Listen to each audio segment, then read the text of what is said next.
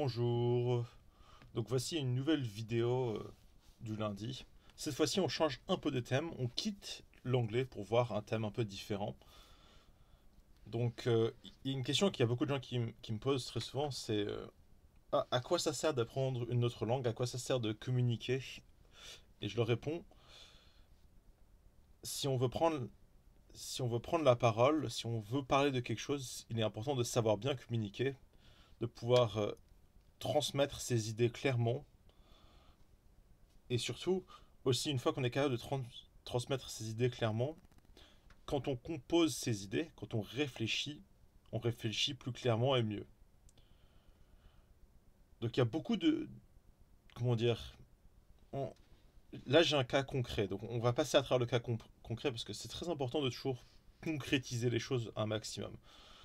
Donc on va aller à travers un vrai échange que j'ai eu sur la plateforme de YouTube. Moi, habituellement, je suis habitué à avoir du contenu de très très bonne qualité sur YouTube, mais très souvent, l'endroit où le contenu est vraiment beaucoup moins bon, c'est dans les commentaires. Donc il y a beaucoup de choses qu'on va pouvoir dire sur cette conversation, mais avant de commencer, je rappelle qu'il ne faut pas embêter les autres juste pour leurs opinions. La vaste majorité du temps, les gens ne comprennent même pas que leurs idées sont très mauvaises. Donc là, on va commencer par le contexte. Donc, dans cette discussion, j'ai été contacté par ce YouTuber qui s'appelle The Cinder. Je sais pas vraiment. C'est un mec complètement anonyme qui est là depuis 2008. Le fait qu'il soit là depuis 2008, c'est quand même choquant parce que ma chaîne, j'ai créé, j'étais vachement jeune. J'ai créé en 2011. Donc je l'ai créé il y a 12 ans ma chaîne. Lui, il a créé sa chaîne encore plus tôt. Il a créé sa chaîne 3 ans plus tôt. Il a créé sa chaîne il y a 15, 14 ans, quelque chose comme ça. Donc malgré sa présence depuis super longtemps, il a jamais rien poste. Là, j'ai un peu cherché pour essayer de trouver un contexte parce que très souvent les gens, comment dire, le nom de leur compte, ça peut un peu révéler des choses à propos d'eux. Donc ce que j'ai trouvé, je vais vous le montrer, c'est The Cinder, c'est une commune rurale au Mali, près de la rivière Niger. Donc ouais, voilà, voilà, voilà. Donc on va maintenant passer en fait, à l'échange qu'on a eu, parce que l'échange qu'on a eu, très souvent il est fascinant cet échange. Parce que j'avais posté une blague sur une vidéo qui parlait comment dire, du changement de loi de la retraite. C'était une blague du genre. Enfin, c'est pas de moi. Mais je vais vous la dire quand même parce que je trouve que c'est pas mal. C'est à 18 ans, il vous faut 5 ans d'expérience. Puis à 55 ans, vous êtes trop vieux pour travailler. Et puis à 62 ans, vous êtes trop jeune pour prendre votre retraite. Et en fait, moi je trouve que ça montre un peu, tu vois, les paradoxes du marché du travail, quoi. Et comment c'est vraiment hostile, c'est vraiment inhumain, ça pousse les gens à faire des choses qu'ils voudraient pas faire, qu'ils devraient sans doute pas faire non plus physiquement et tout ça. Et sur ce commentaire qui est, je dirais, c'est presque juste une blague, quoi. C'est pas très, c'est pas sérieux du tout. Moi, j'ai eu le droit à ça. En gros, bourgeoisie, flèche, guillotine, flèche, meilleur monde. Et là, ça, c'est vraiment le moment de. Moi, je suis surpris quand je vois ça. Parce que y a eu des trucs bizarres dans les commentaires de cette vidéo, mais jamais de trucs à ce niveau-là, quoi. Donc, cette personne, elle pense que la solution aux gens aisés, c'est la guillotine et ça crée un meilleur monde. Donc, moi, comment dire, face à ça, je réponds, imagine que l'on tue les gens les plus aisés. Les gens un peu moins aisés deviendront une nouvelle classe riche. Avec ce genre de raisonnement, on finit dans un bain de sang sans rien changer. Il faut d'abord créer la richesse avant de pouvoir la répartir. Depuis, j'imagine que tu es sans doute une personne avec du temps libre pour penser cela. Combien de temps avant que la révolution que tu prêches te consume aussi? Parce qu'en fait, moi j'étais surpris parce que des fois les gens ils postent enfin les gens postent des choses complètement absurdes et ça ça ne m'étonne pas. Mais là c'était quand même c'était très cash quoi. C'était très simple. Ça, j'aime bien les triptyques, les triptyques du genre liberté, égalité, fraternité. Je trouve que tu peux vraiment capturer toute ta pensée dans un triptyque. Mais essentiellement genre la violence du truc. Mais en plus, là, c'est vraiment une mauvaise idée, quoi. Bourgeoisie, guillotine, meilleur monde. Parce que c'est ce que je dis là, c'est vraiment, c'est qui, qui sème la tempête, enfin, qui sème le vent récolte la tempête, quoi. Genre, tu n'arriveras à rien grâce à ça. Donc, disons, qu'on l'on tue les gens les plus aisés. Ah oui, oui. Parce que là, il critique, il dit, j'imagine parfaitement le tableau. C'est pas on sans forme, sorti de nulle part, qui tue les gens juste parce qu'ils ont de l'oseille en laissant un monde tel qu'il est. Un truc abstrait dans un monde abstrait. Moi, je trouve que c'est très concret, hein, la révolution qui finit par tuer ses propres, les propres révolutionnaires. Si on a vu la Révolution française, les, les montagnards et les jacobins, ils commencent par se débarrasser des royalistes, puis se débarrassent les uns des autres. Donc, c'est une putain de révolution sociale pour se débarrasser des parasites capitalistes de notre société dégénérée. C'est violent parce que les dominants ne se laisseront pas faire et emploieront toute leur force pour garder leur place. Pourquoi tu les défends? Tu es des mauvais mots pour combattre les mauvais mots, c'est ok, c'est pareil. J'ai pas envie de dire ça parce que c'est vraiment un point Godwin Express, quoi. Moi, je te dirais, tuer les gens pour leurs opinions, ça, c'est pas une bonne idée. Tu peux que tuer les gens pour. Bah, déjà, tu peux que tuer les gens en légitime défense, et après, tu peux que incarcérer les gens pour leurs actions. Si si tu dis aux gens qu'il y a des idées qu'ils ne peuvent pas communiquer, ça veut juste dire qu'ils les garderont pour eux et qu'on pourra jamais en parler et que en fait, au lieu de combattre les idées, de les contrecarrer par la discussion, d'ailleurs c'est pour ça que cette vidéo s'appelle la discussion, on va finir par devoir se battre contre ces gens physiquement, parce qu'ils vont se radicaliser sur le temps. C'est un truc du même genre qu'on dit par exemple, si on tuait le méchant, ça n'aurait rien changé et quelqu'un aurait pris sa place. Comme s'il y avait une marge de l'histoire fataliste auquel les individus ne participent pas. Déjà, on peut pas nous le prouver, donc personne n'en sait rien. Et moi, je pense que c'est des conneries de tuer le méchant. Ça aurait changé plein de choses. L'exemple que je prends de tuer le méchant, c'est une caricature, c'est bien plus compliqué, bien sûr. Mais de croire que la perte de vie humaine n'a aucun impact sur le monde, c'est juste stupide. Alors, donc, et socialement, j'ai l'impression, durant ce paragraphe-là, qu'il est d'accord avec moi, tu vois. Que il dit que, comment dire, que tuer des gens, c'est un énorme impact et qu'il faudrait pas le faire. Mais là il répond pas à mon argument. Il répond pas au fait que la violence qu'il prêche finira par le tuer aussi, quoi, le tuer. Donc je réponds, un philosophe a un jour dit, quand on combat des monstres, on en devient un. En France, le peuple a eu tant d'acquis sociaux sans violence. Ouais, je vous rappelle que par exemple en 1946, aussi la retraite, mis à part des manifestations, c'est des choses que, comme il dit, les dominants ont plus ou moins donné au peuple sans violence révolutionnaire où il y a eu des massacres. Il y aura toujours des gens riches, les attaquer ne sert à rien. Pourquoi je défends simplement parce que les choses et les gens... Moi je dis, là ce que j'ai à dire, je les défends simplement parce que les choses et les gens populaires n'ont pas besoin de défense. Parce qu'en fait, être tolérant, c'est pas être tolérant des choses qu'on aime bien. C'est être tolérant des choses ou qu'on comprend pas, ou qu'on ne ou qu'on n'aime pas vraiment en fait. Être tolérant vis-à-vis de choses qu'on aime bien, ça sert à rien parce que tout le monde les aime bien. Là il dit, tu me dis qu'il faut tuer les gens instable et génocidaire. L'ironie, c'est que tuer une telle personne. Ouais, ça c'est vraiment le standard du genre. Lui, il dit il faudrait tuer le méchant qui a causé la Seconde Guerre mondiale pour éviter, pour éviter, pour éviter les meurtres et les massacres qu'il a commis, alors que lui-même prêche le meurtre et le massacre. Moi, je lui dis ensuite tes fins et tes moyens sont immorales, l'un autant que l'autre. Même si tu parviendrais, tu aurais ouvert la boîte de Pandore. En gros, il aurait essentiellement le phénomène qu'il aurait créé serait inarrêtable, en fait. Qui prêche le chemin de l'épée et vit de par cette dernière, meurt de par cette dernière.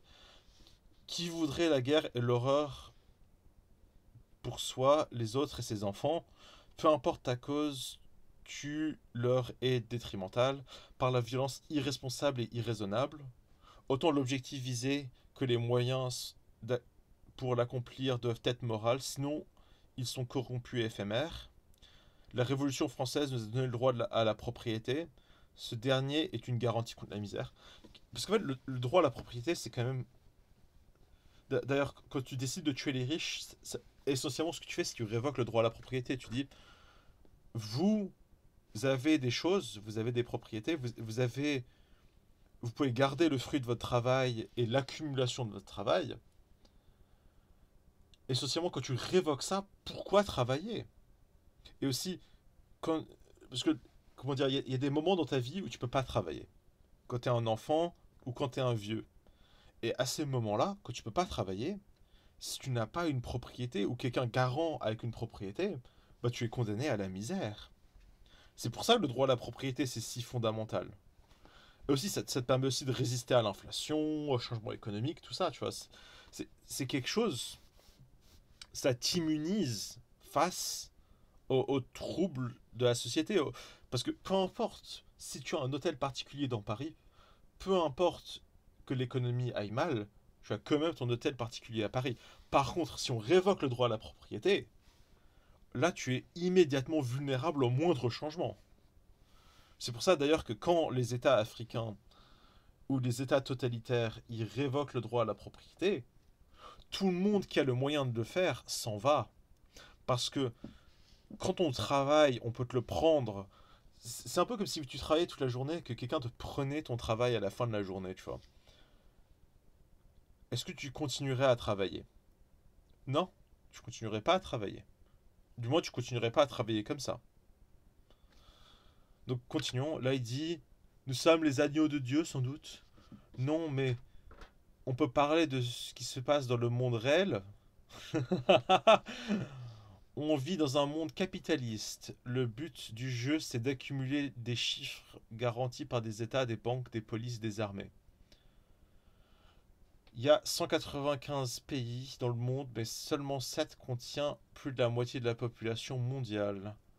Nous sommes 8 milliards. Tu sais combien il y a de milliardaires? Même pas 3000. Et tu parles de génocide. C'est par exemple le nombre de morts du 11 septembre. En gros, il dit, pour essayer de... En fait, révoquer le droit à la propriété, ça pourrait en théorie, peut-être, si c'est bien fait, augmenter le niveau de vie de tout le monde.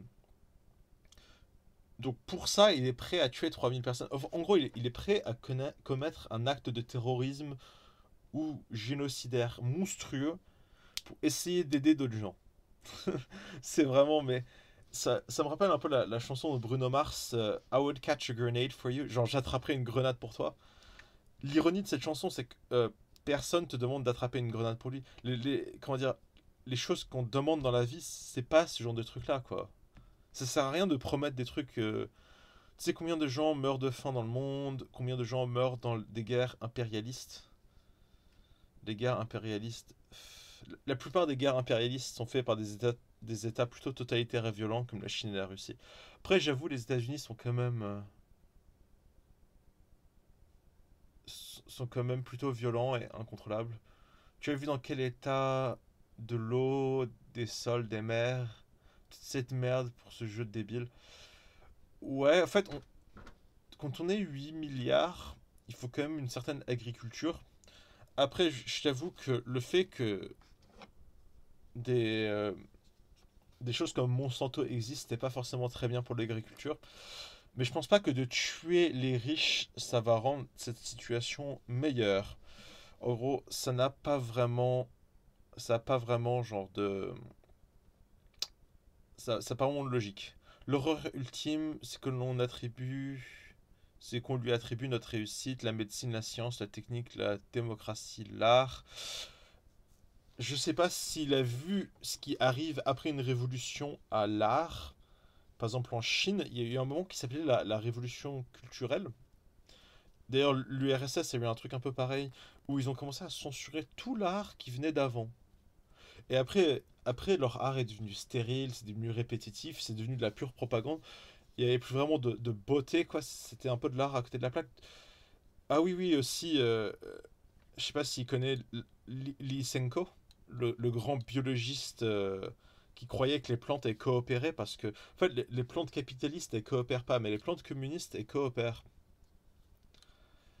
Ah, il y a aussi en Chine, là, où ils font toutes les abominations Covid style et des choses comme ça. Genre, les labos chinois, comment dire, la science fait en Chine, qui dépourvue de toute morale, ouais, ouais, c'est bien.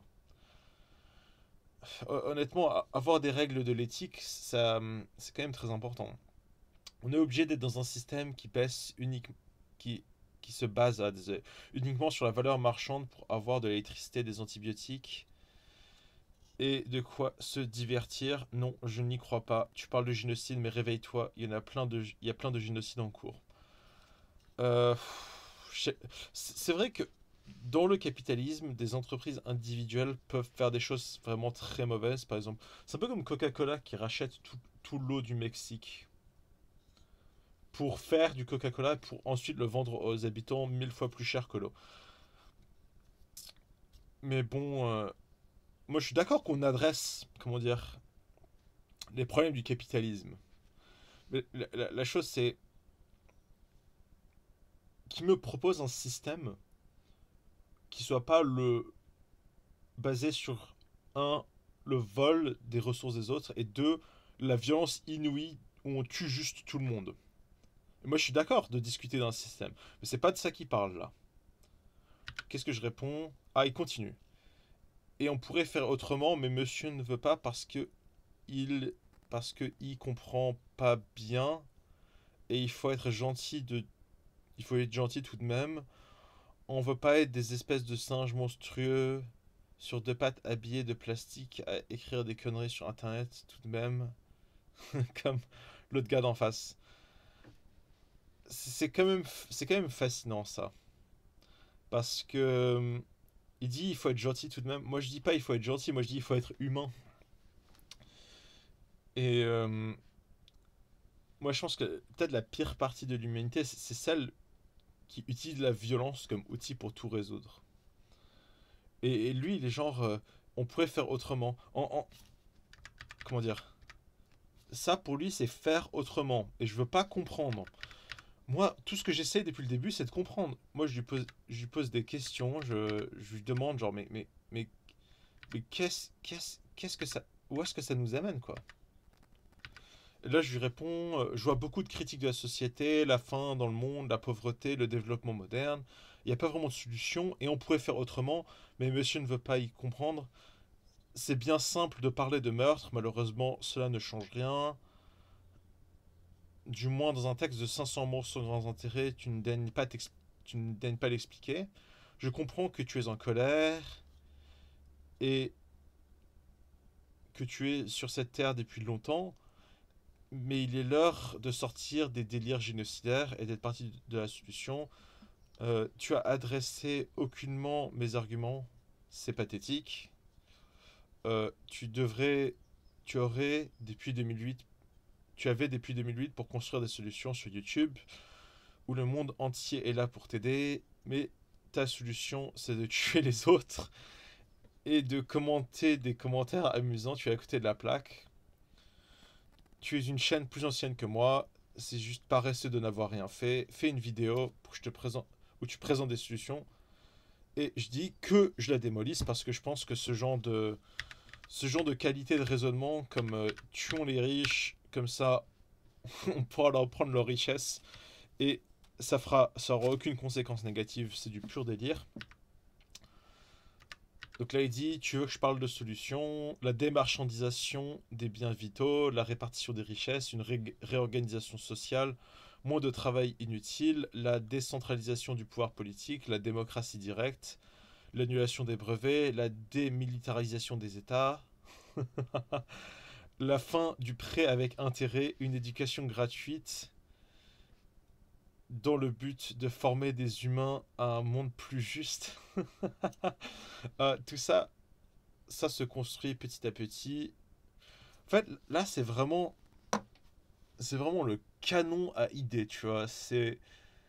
Il dit, là, c'est pas des choses, comment dire, c'est, c'est pas des plans concrets d'action. C'est juste, il nous bombarde de tout un programme politique délirant. Par exemple, moi, ça fait longtemps que j'éduque. Ça fait longtemps que je donne des cours d'anglais. Je donne plein de cours d'anglais toutes les semaines. Et juste le former des humains à un monde plus juste, ça c'est un truc, habituellement, tu peux le faire ça. Tu vois, par exemple, tu peux dans ton cours amener ce genre d'idées aux gens. Mais la question, tu vois, c'est aussi, c'est la plupart des gens, quand ils demandent à être éduqués, ils demandent pas ça. Ça, en fait, si tu réussis à le faire, déjà, c'est un effort individuel de l'enseignant. Et aussi, c'est un truc que, par exemple, euh, les parents et les gamins ne veulent pas forcément, tu vois. Ils en ont, au fait, rien à faire. Une éducation gratuite, on l'a déjà. En fait, la fin du prêt avec intérêt. En fait, faire un prêt à quelqu'un, ça, c'est quelque chose que beaucoup de gens ils ne comprennent pas, c'est que c'est risqué, au fait, de faire un prêt à quelqu'un. Parce qu'en fait, si tu fais un prêt à quelqu'un et après il te repaye pas, tu as perdu de l'argent. C'est pour ça qu'il faut mettre des intérêts. Et pourquoi on met des intérêts? Parce que quand tu fais, imaginons tu fais 1000 prêts. Et tu dis, je sais 1000 prêts à 1000 euros, tu fais 1% d'intérêt. C'est-à-dire que pour chaque prêt, tu gagnes 10 euros. Ça veut dire que si il y a plus d'un de ces 1000 prêts qui foire et l'argent ne revient pas, là tu fais pas de profit. Mais, en fait, non, techniquement, deux secondes. Je suis désolé. Les maths, c'est pas ma spécialité. Donc c'est 1000. On va prendre la calculette, bing. Mais la chose, c'est que s'il n'y a pas d'intérêt, 1000 fois 1000,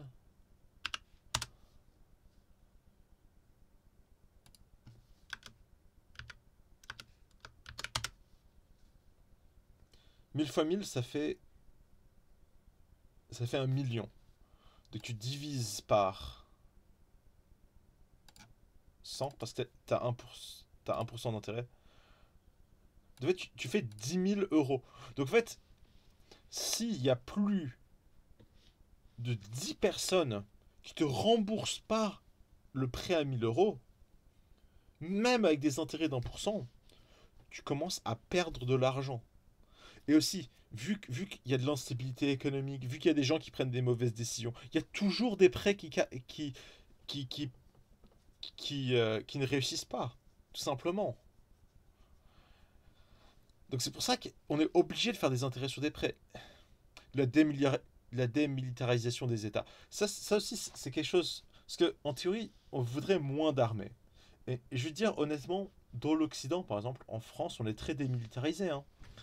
On n'a jamais eu, on n'a jamais eu en France aussi peu d'argent et aussi peu d'hommes relatifs au PIB et relatifs à la population générale dans l'armée.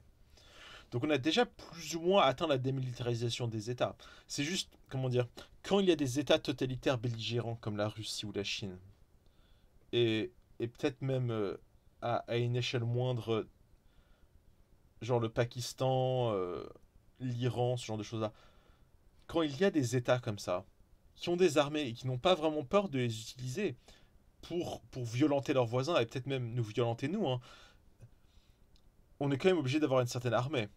Parce que ça, c'est un peu c'est un peu le rêve des hippies, tu vois, de... Imagine qu'il n'y a pas de guerre. Mais, comment dire, la calamité, la calamité est obligatoire dans la vie. C'est la paix qui c'est la paix qui n'est pas obligatoire. La répartition des richesses, ça en France, on le fait déjà. C'est déjà la réorganisation sociale. Moi, j'aimerais bien voir en théorie quel type de réorganisation sociale il veut. Moi, je suis d'accord qu'on réorganise socialement. Au moins qu'on parle. Moi, je suis d'accord qu'on parle d'une réorganisation sociale. Mais la complexité de la chose, la démarchandisation des besoins vitaux. Mais comment ça marche ça? Explique-moi comment ça marche. C'est un peu comme j'ai un bon ami,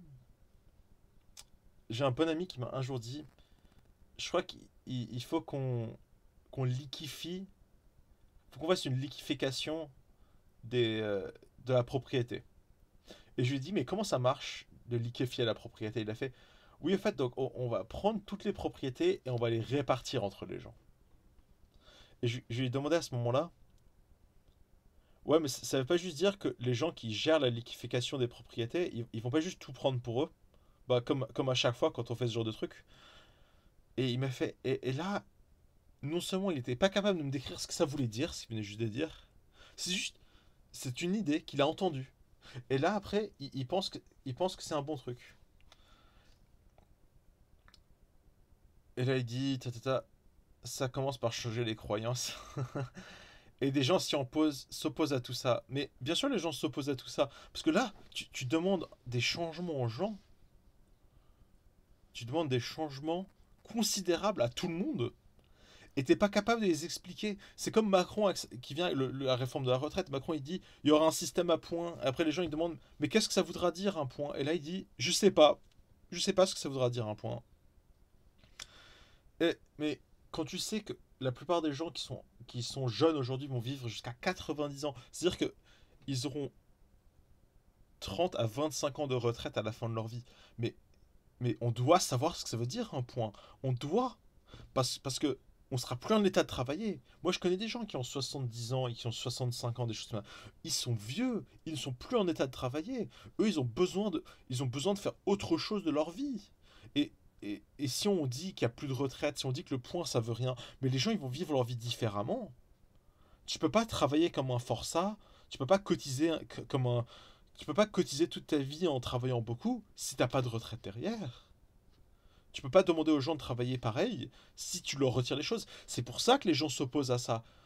Parce que quand tu dis la démarchandisation des besoins vitaux, comment tu payes les agriculteurs? Comment ils vivent les agriculteurs si s'ils peuvent pas respecter comment dire, les règles imposées par l'Union européenne, qui leur dit d'acheter du matériel qui coûte des centaines de milliers d'euros tous les quelques années? Comment tu veux qu'ils vivent la répartition des richesses? Mais il faut déjà avoir des richesses, il faut être riche pour répartir les richesses.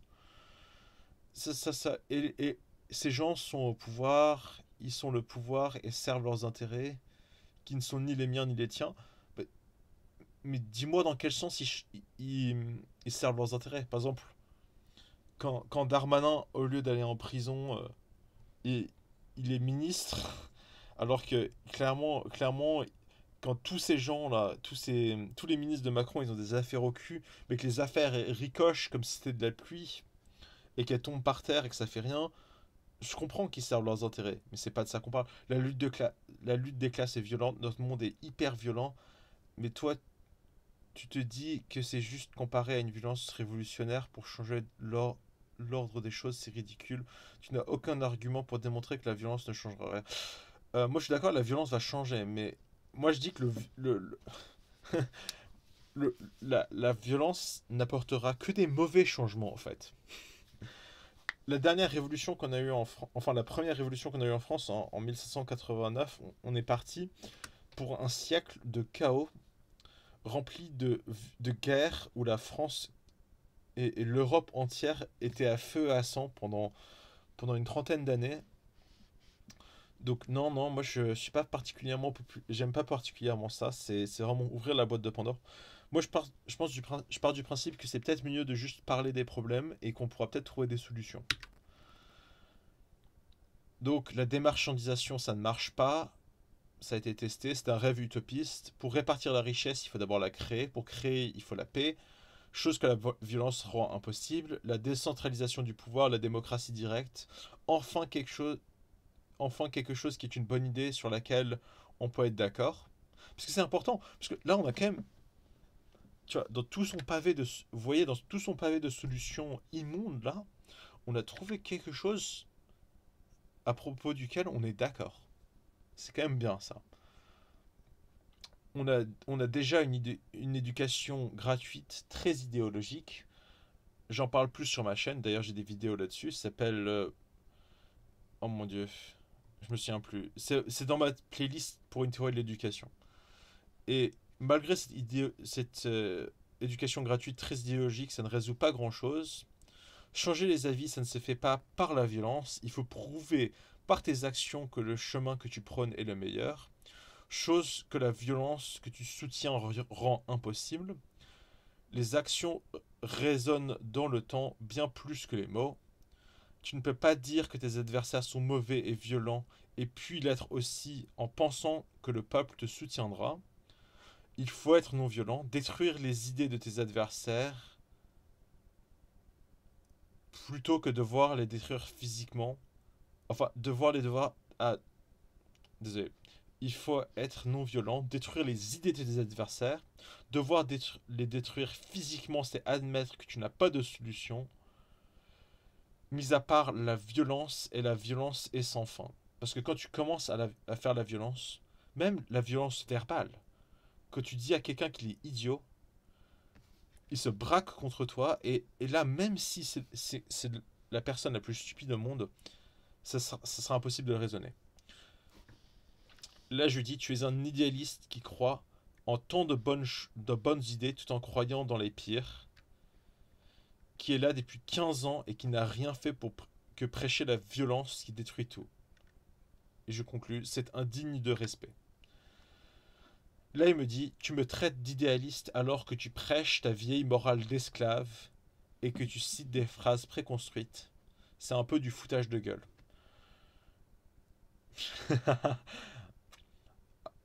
Alors, en fait, tu n'as rien compris du tout. Moi, je pense que je comprends mieux ce qui se passe que lui, hein. Mais bon, rien, rien à l'histoire humaine, rien du capitalisme, rien du tout. Bah, tu n'as pas vraiment expliqué. Et ce que tu as expliqué, c'est que tu avais beaucoup de rêves et que tu penses que la violence, c'est le moyen de les atteindre. C'est un peu comme... comment dire? C'est un peu comme les films avec les princesses Disney, tu vois. C'est pas comme ça que ça marche dans la vraie vie. Donc, on va pas te consulter pour savoir si ça marche ou pas, tu n'en sais rien. Les USA sont le pays le plus puissant du monde. Ils étaient en guerre presque toute leur histoire. Tu balances des généralités vides de sens. L'amour vaincra, ce genre de conneries. Et après, tu me traites d'idéaliste. Arrête ça. La question, c'est où est-ce que j'ai dit l'amour vaincra, hein? Où est-ce que j'ai dit ça? Moi, j'ai dit qu'il fallait démolir les mauvaises idées de tes adversaires plutôt que de les attaquer physiquement. C'est pas du tout la même chose. Moi, je pense qu'il faut qu'on ait une discussion sur les choses et qu'on soit convaincant pour prouver quelle est la meilleure alternative. Et lui, mais qu'est-ce que c'est que ça? Mais on dirait qu'il n'a même pas lu ce que j'ai écrit. Moi, j'argumente juste en quoi la violence contre l'oligarchie me semble légitime, et je pense de plus en plus que ça sera une nécessité. J'aimerais bien que non, qu'on arrive à faire autrement, mais ce n'est pas le cas. Je suis, je suis pas pour uniquement tuer des gens, mais qu'on puisse avoir tous les moyens à disposition me semble nécessaire. Alors pourquoi tu parles que de violence comme moyen? Genre c'est vraiment transparent. Le mec il est genre, et là il se contredit, il dit on devrait avoir tous les moyens de disposition, mais il parle que d'un seul moyen.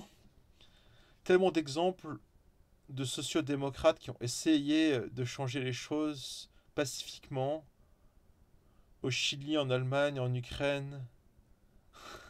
Nasser, ils se sont tous fait tuer ou empêcher à leur stop. Pourquoi ne pas utiliser les grandes armes quand l'ennemi ne s'en prive pas? Tu as un argument autre que moral? J'ai des arguments du genre pratique aussi. Quand ça marche pas, l'argument est pratique, mon coco.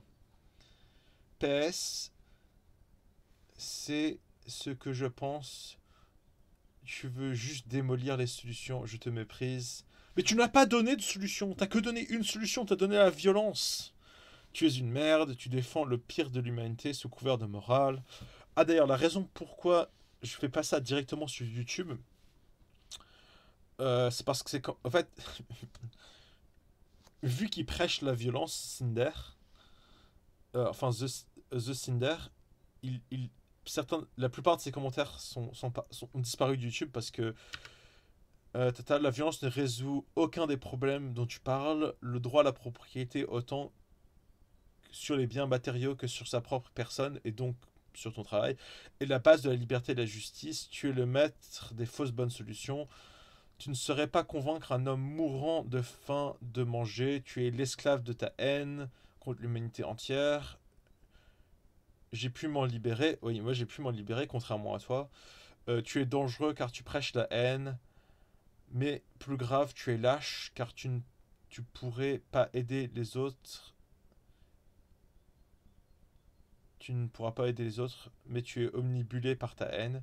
Tu ne respectes pas les autres et pire, tu ne te respectes pas toi-même. Moi, je pense que c'est tout à fait vrai tout ça. Après, là, il dit phrase toute faite, morale à deux balles, droit à la propriété sacralisée du vent et du pipeau. Moi, je suis d'accord de dire que le droit à la propriété a des problèmes. Il a plein de problèmes. Mais si tu ne m'apportes pas de solution, si tu ne m'apportes pas d'autres choses pour le remplacer, bah, comment tu veux qu'on le fasse?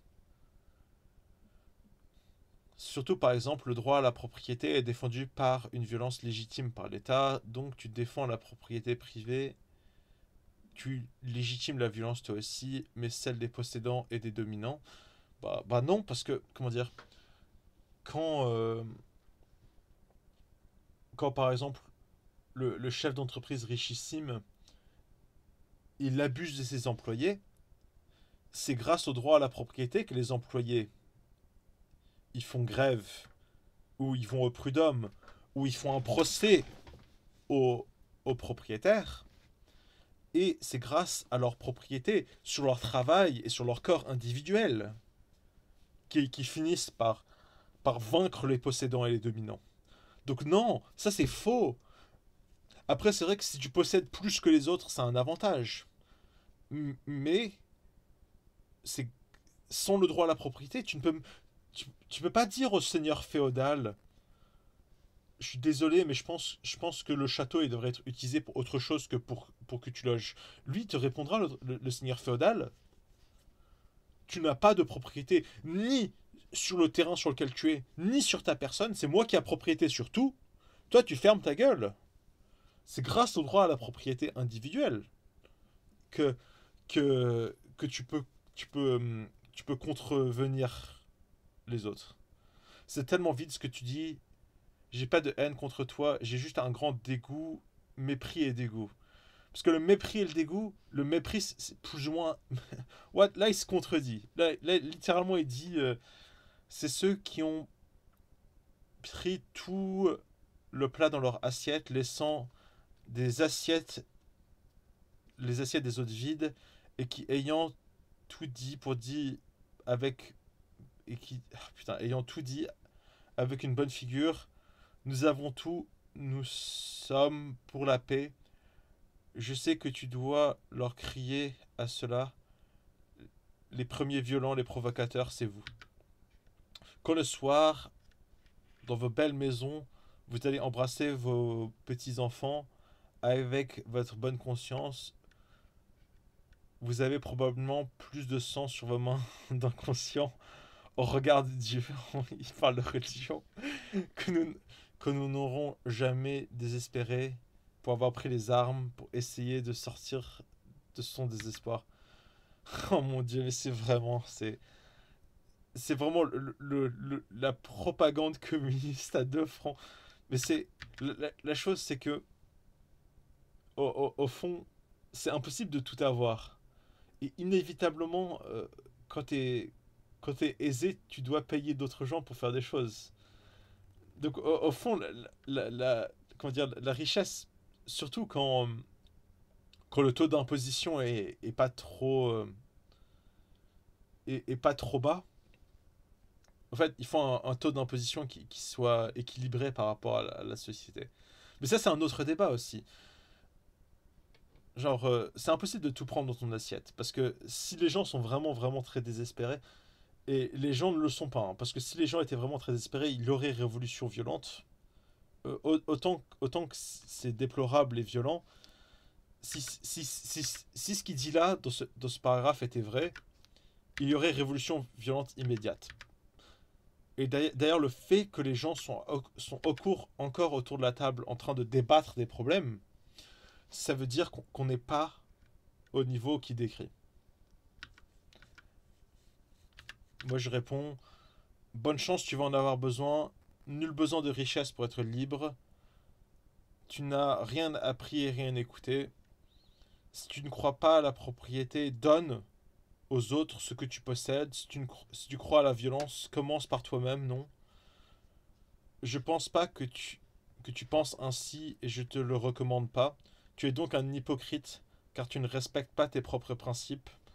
Lâche comme lâche car tu prêches sans agir, paresseux car tu commandes les autres sans avoir rien fait, et bien sûr rempli de haine envers les autres. Je pense que tout est dit. Et en fait, la chose c'est qu'au fond, dans la vie, comment l'individu vit, ça dépend de ses principes. Et si tes principes te conduisent à la violence et à l'autodestruction, ta vie, elle sera pas sympathique. Ta vie sera même horrible. Et aussi, cette personne qui prêche la violence et qui prêche et, et qui prêche la en, il prêche quoi déjà? Il prêche la violence, c'est ça? Ah oui, oui, il prêche la violence et l'action. Ah oui, oui, par exemple, il parle j'adore les gens qui parlent de la répartition des richesses. Ils sont genre, il faut répartir les richesses. Et moi, je suis genre, t'as des richesses chez toi, t'as des choses chez toi. Pourquoi tu commences pas par répartir, tu vois? Montre-nous l'exemple. Montre-nous l'exemple. Et ces gens, ils deviennent tout de suite très récalcitrants à être l'exemple. Ils disent, il faut prendre la barricade, il faut attaquer le pouvoir, ou il faut répartir la richesse. Mais après, quand il s'agit de répartir la richesse, quand il s'agit d'attaquer la barricade, quand il s'agit de faire, il n'y a personne. Et moi, je suis toujours surpris par ça. Je suis toujours surpris par l'hypocrisie, en fait, de ces gens. Parce que, moi, je dis, le raisonnement derrière cette chaîne, c'est, moi, je veux que les gens, ils réussissent à apprendre l'anglais. Et je dis, quel est le moyen le plus efficace qu'ils apprennent l'anglais? Qu'ils aient les outils et qu'ils aient accès à des cours pour qu'ils apprennent l'anglais. Et c'est pour ça que j'ai créé cette chaîne. C'est pour ça que je publie des vidéos. Ces vidéos, elles ne m'apportent rien. Rien. Je suis pas payé pour les faire. Mais je veux que les gens, ils progressent dans l'anglais. Et tant que les gens, quand tu leur dis, quand ils te disent j'ai envie d'apprendre l'anglais, je leur dis mais apprenez l'anglais. Les ressources existent sur internet. Là, ils peuvent plus me dire il n'y a pas de ressources, il n'y a pas d'aide. Ça ne marche plus. Et c'est pour ça que je suis là, c'est pour ça que je fais cette vidéo aussi. Parce que quand ils disent, tous ces gens qui prêchent la violence, qui prêchent ce genre d'idées mauvaises, qui marchent pas, quand ils me le disent, moi je peux leur dire que non, ça ne marche pas. La discussion, elle a eu lieu. J'ai déjà réfuté ça. Voilà.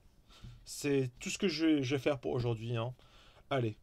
Merci beaucoup d'avoir regardé jusqu'ici. Si vous avez regardé jusqu'ici, s'il vous plaît, mettez un like sur la vidéo. Vous pouvez vous abonner aussi. Je ferai d'autres vidéos. Mais de toute façon, je ferai des vidéos là-dessus quand je vois des choses qui m'intéressent là-dessus. Allez. Bonne journée à tous et à bientôt.